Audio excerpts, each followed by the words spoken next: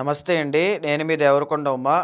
మార్చి 3వ తారీఖు 2026 సంవత్సరంలో కేతుగ్రస్త పాక్షిక చంద్రగ్రహణము అనేటువంటిది ఏర్పడిందండి.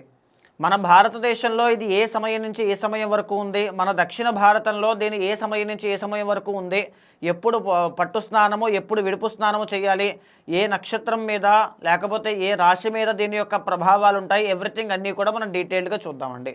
మార్చి 3వ తారీఖు ఫాల్గుణ పౌర్ణమి మంగళవారం నాడు పుబ్బా నక్షత్ర సింహరాశి మీద ఈ గ్రహణము పాక్షిక కేతుగ్రస్త గ్రస్తోదయ చంద్రగ్రహణము అనేటువంటిది పట్టబోతోంది. ఈ యొక్క గ్రహణం యొక్క ఎఫెక్ట్ ఎప్పుడు స్టార్ట్ అవుతుంది అంటే మధ్యాహ్నము 3:21 దగ్గర నుంచి సాయంత్రము 6:50 దాకా గ్రహణం ఉంటుందండి. కానీ భారతదేశంలోనే కాదని ఎక్కడైనా సరే చంద్రగ్రహణం అనేటువంటిది పగలు మనకి కనపడదు. అవునా? కనబడదు. మనకి చంద్రుడు కనబడదు. కాబట్టి చంద్రోదయం ఎప్పుడవుతుంది మనం చూస్తే కనుక, అంటే చంద్రుడు ఎప్పుడు మనకి కనబడతాడు? 6:02 దగ్గర నుంచి మనకి కనబడతారు. సో 6:02 దగ్గర నుంచి 6:50 వరకు మాత్రమే మనకి చంద్రగ్రహణం ఉన్నట్టుగా లెక్క. మన దక్షిణ భారతం మొత్తము కూడా దీన్నే ఫాలో అవ్వాలి.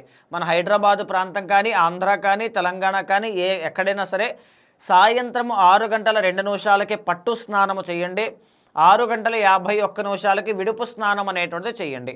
ఈ సమయాన్ని మధ్యలో చాలా కాస్మిక్ ఎనర్జీ, స్పిరిచువల్ ఎనర్జీ చాలా హైగా ఉంటుంది. కాబట్టి పాజిటివ్గా మీరు ఏదైనా మంత్రము చాంటింగ్ చేయడం కానీ, దైవ ధ్యానము కానీ, పురాణ పఠనము కానీ, లేకపోతే భగవంతుడి యొక్క ఆరాధన కానీ విశేషించి మనం ఎప్పుడైతే చేస్తామో పురస్చరణ చేసినంత ఫలితం లభిస్తుంది అని శాస్త్రాలు చెబుతూ ఉన్నాయి. కాబట్టి చాలా జాగ్రత్తగా ఈ సమయాన్ని ఉపయోగించుకోండి, కేటాయించుకోండి. అయితే ఇది ఏ రాశుల మీద ప్రభావితం అయ్యేటువంటి అవకాశాలు ఉంటాయి? ముఖ్యంగా ఇది పుబ్బా నక్షత్రము సింహరాశి మీద ఎక్కువగా ప్రభావితం అవుతుంది. కాబట్టి పుబ్బా నక్షత్ర జాతకులు కానీ, సింహరాశి జాతకులు కానీ ఈ గ్రహణాన్ని చూడరాదు. బాగా గుర్తుపెట్టుకోండి.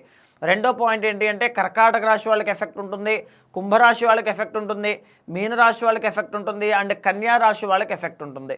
ఏ రాశుల వాళ్ళకి ఎలా ఎఫెక్ట్ ఉంటుంది అనేటువంటిది డీప్గా మనం మాట్లాడుకుంటూ ముందుకు వెళ్దాం.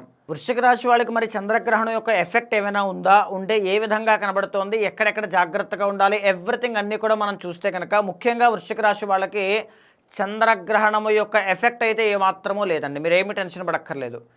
గ్రహణ దోషం అయితే మీకు లేదు. కానీ గ్రహణం తరువాత జరిగేటువంటి కొన్ని గ్రహ కలయికలు కానీ, గ్రహ మార్పులు కానీ మీ జీవితంలో కొన్ని రకాల ఇబ్బందులకి దారితీసే అవకాశాలు అయితే ఉంటాయి. ముఖ్యంగా ఈ యొక్క వృశ్చిక రాశి వాళ్ళకి ఒక గ్రహము బలంగా యోగించబోతుందండి. అదేంటి అంటే శుక్రగ్రహము. వృశ్చిక రాశి వాళ్ళకి 2వ తారీఖు దగ్గర నుంచి, గ్రహణము ముందు రోజు దగ్గర నుంచి 26వ తారీఖు దాకా శుక్ర బలం పెరగబోతోంది. పంచమ స్థానంలోకి మీనరాశిలోకి ఎగ్జాల్టేషన్లోకి వెళ్ళడం వల్ల, దీనివల్ల ఖచ్చితంగా ప్రతి పనిలోనూ విజయము కానీ, మంచి సుఖము కానీ, ఒక భోగాలు అనుభవించడం కానీ, ఒక ధన ఆదాయము పెరగడం కానీ, కోల్పోయినటువంటి డబ్బుని కానీ, కోల్పోయినటువంటి రిలేషన్ కానీ మళ్ళీ తిరిగి పొందడం కానీ, ఏదైనా ప్రేమ విషయాల్లో ఇబ్బందులు ఉంటే అవన్నీ కూడా వృశ్చిక రాశి వాళ్ళకి చాలా ఫేవరబుల్గా ఉంటాయండి. కానీ మిగతావి చూడండి, గురువు అనేటువంటి ఆయన 11వ తారీఖున వక్రగతిని వదిలేసి రుజుమార్గంలోకి వెళ్ళబోతూ ఉన్నారు. ఆల్రెడీ వృశ్చిక రాశి వాళ్ళకి అష్టమ గురుడు నడుస్తూ ఉన్నారు. ఆయన వక్రగతిలో ఉన్నారు కాబట్టి సప్తమ స్థాన ఫలితాలు ఎంతో కొంత ఇస్తున్నారులే, కాపాడుతున్నారులే అనుకుంటే, ఇప్పుడు ప్రజెంట్ ఈ వక్రగతిని వదిలేయడం వల్ల ఆ ఉన్నటువంటి కొద్దిపాటి బలం కూడా కోల్పోతారు. దానివల్ల ఫినాన్షియల్ ట్రబుల్స్ అనేటువంటివి ఎక్కువ అవుతాయండి. ఎందుకు అంటే 2nd and 5th లార్డ్ కాబట్టి ధన సమస్యలు, ఆర్థిక సమస్యలు పెరుగుతాయి. సంతానము విషయంలో ఇబ్బందులు అనేటువంటివి వస్తాయి. విద్యాపరంగా ఆటంకములు అనేటువంటివి సంభవిస్తాయి. మేజర్లీ దగ్గర దాకా వచ్చినటువంటి ప్రాజెక్టులు కానీ ఏమైనా ఆగిపోవడము, ఎవరికైనా డబ్బులు బయటికి ఇచ్చేవి తిరిగి రాకపోవడం, ఇబ్బందులు, అవమానము, ఒత్తిడి, ఇలాంటివి, రుణ బాధలు, ఇలాంటివి ఎక్కువగా చూసే అవకాశం అయితే ఉంది. అయితే వృశ్చిక రాశి వాళ్ళకి 4వ స్థానమైనటువంటి కుంభరాశిలో రవి, కుజ, తర్వాత బుధ, తర్వాత రాహు, ఈ 4 గ్రహాలు ఉన్నాయండి. కుటుంబపరమైనటువంటి ఇబ్బందులు తీసుకురావడానికి వృశ్చిక రాశి వాళ్ళకి ఇవన్నీ కూడా కలుగుతూ ఉన్నాయి. 10th లార్డ్ అయినటువంటి రవి 4వ స్థానంలో ఉన్నారు. కెరీర్ పెద్దగా అనుకూలంగా ఉండదు.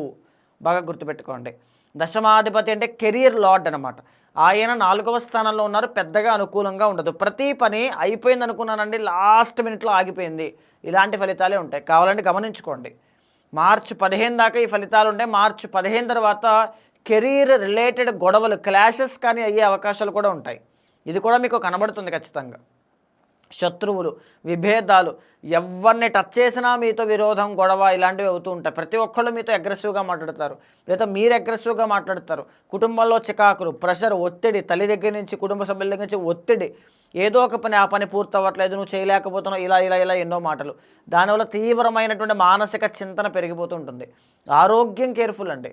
లగ్నాధిపతి, జన్మానికి అధిపతి అయిన కుజుడు 4వ స్థానంలో బాగాలేదు, కుంభంలో ఉన్నారు.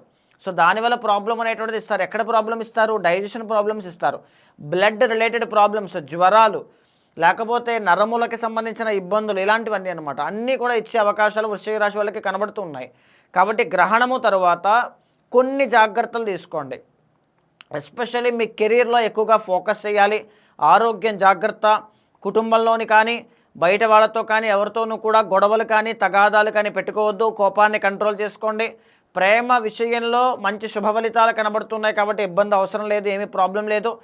అయితే ముఖ్యమైన నిర్ణయాలు ఏదైనా తీసుకోవాలనుకుంటే పర్సనల్ చార్ట్ చూసుకుని తీసుకోండి, చాలా బాగుంటుంది.